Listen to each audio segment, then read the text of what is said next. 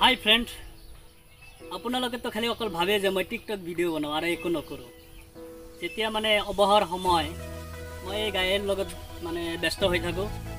এই গায়টো মোৰ বহুত মৰমৰ গায় অলপতে পোৱালি দিব গাখীৰো ভাল গাখীৰ হয় মোটামুটি 3 লিটাৰ 4 লিটাৰ কৈ গাখীৰ ওলায় আৰু এই গায়জনীক মই ডেইলি ৰাতিপুৱা এনাই ফিচাৰী আলিত ঘাঁহ খাবলৈ আনো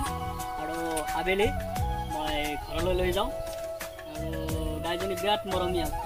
গাখীৰ 4-5 লিটাৰ কৈ ওলায় অলপতে মুঠাই এসপ্তাহৰ ভিতৰত পোৱালি দিব না পোৱালি দিবি নে পোৱালি দিবি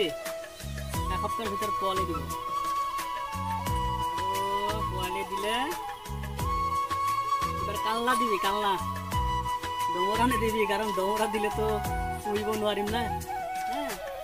ডাঙৰি দিবি হ্যাঁ ঠিক আছে আপোনালোকে তো ভাবে অকল ভিডিও বনাও নেকি মই টিকটক নকৰো অকল এই গায়ৰ লগতে বিজি হৈ থাকো বুজিছে এনেকৈ কোন হৈছে এই কোনবিলাক মাৰি দিব লাগে